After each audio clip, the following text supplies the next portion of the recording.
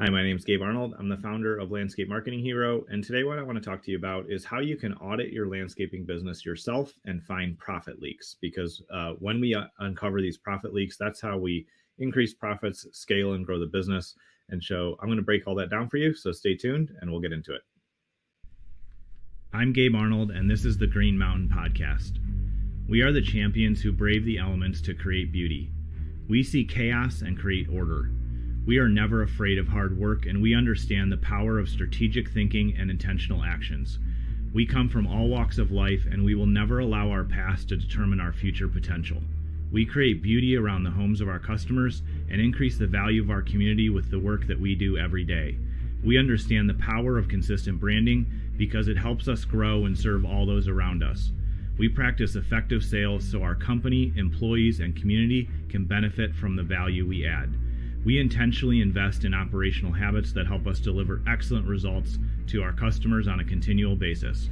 We understand that powerful and beautiful things take time to grow, and with consistent watering and intention, amazing results can happen. We are committed to making the world a better place by being positive examples to all those around us. We don't allow anyone to look down on us because we know the value we bring to our community as leaders. We create positive workplaces for our employees so they feel safe and supported, and at the same time, we hold ourselves to high standards. We pursue excellence on a daily basis because we know the journey is worth the sacrifice. We are the protectors of the land. We are the guardians of beauty. We are the heroes. We are landscapers.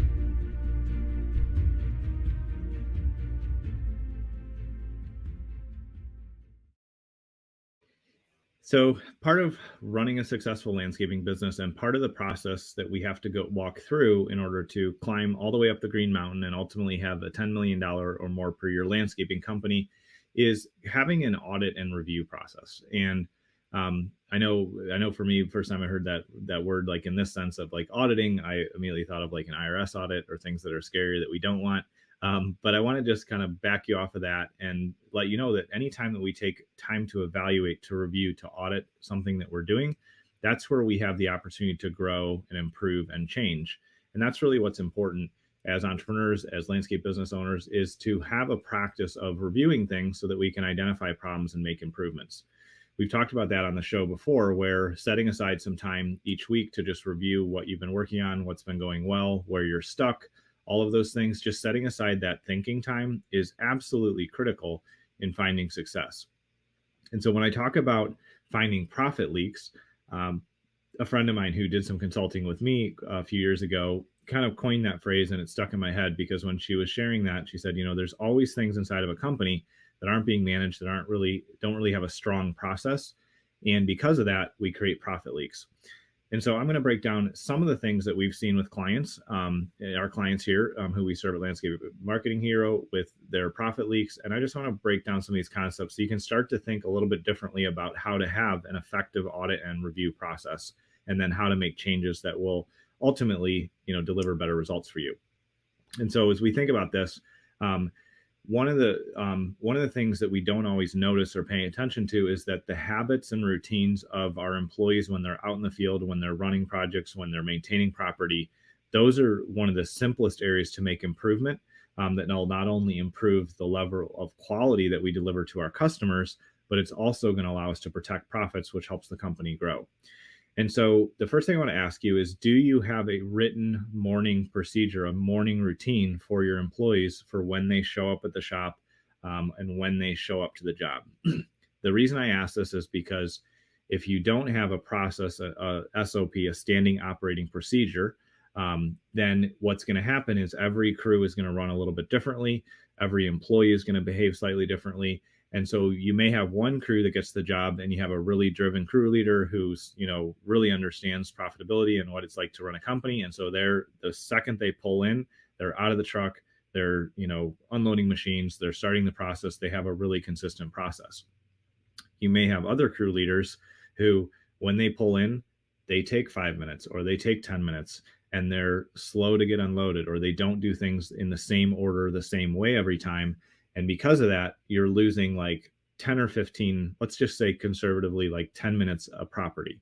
And if they're going to see, let's just say if they're going to see, 12 properties in a day, depending on how your crews run and what your shifts are and all of that, then you could be losing 2 hours of productive time for an entire crew. And again, simple math, you can equate this to what you actually pay. But imagine, just for simple math, if you have 3 people showing up to a job that are all making $20 an hour, average out at $20 an hour. And so then you have $60 per hour being used or wasted. And every day, if they're wasting 120 minutes, you could be wasting $120 of labor, which is one aspect of the loss or the deficiency or the profit that you're losing there. Because if they were more efficient, they would get more done. They could potentially end their shift slightly earlier, which would be, more profit for you. And in the course of a week, we're talking about $600 of, money spent that didn't need to be spent. We look at that in the course of a month. Obviously, then we're at, $2,400 or more in wasted time on a single crew.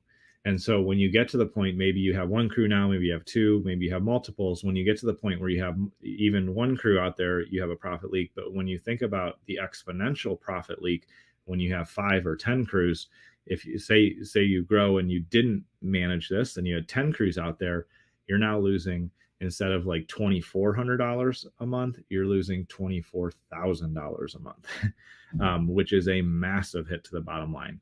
And so that's why they're called profit leaks, because there's little things that when we're not paying attention to them, they seem insignificant. But when we actually step back and audit the process and evaluate what's been going on, then we can see, man, there's these little misses, there's these little changes that if I optimize them, I can increase profitability.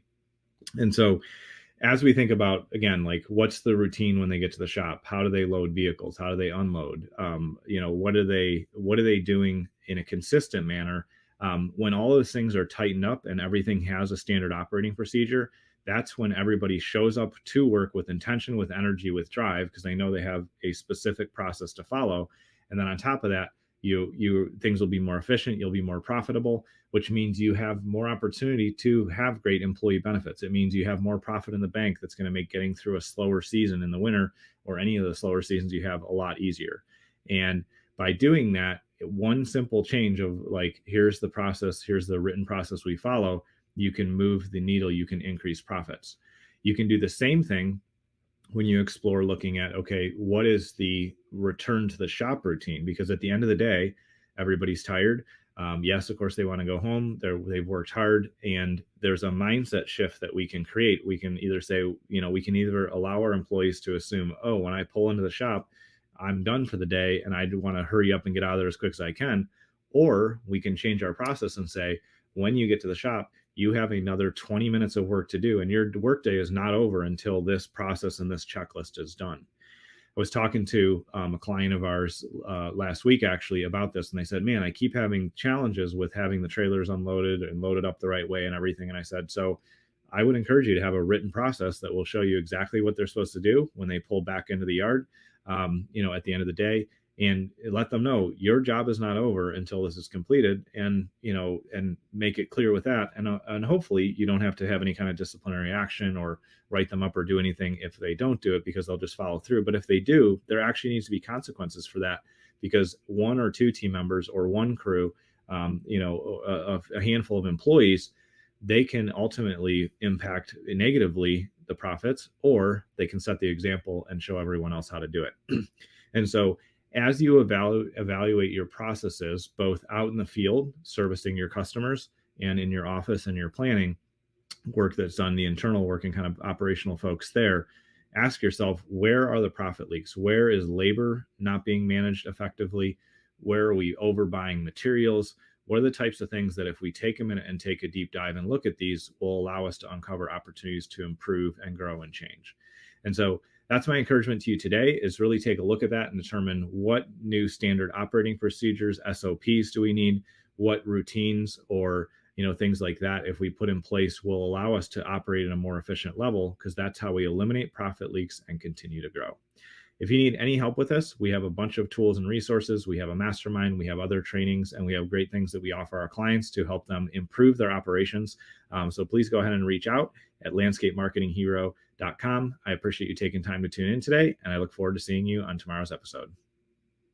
If you're ready to begin your journey up the Green Mountain, where we show you how to build a low-stress, high-profit, $10 million per year landscaping company, then head over to landscapemarketinghero.com to download your free growth map. One of our guides will be there to help you along the way. Again, that's landscapemarketinghero.com.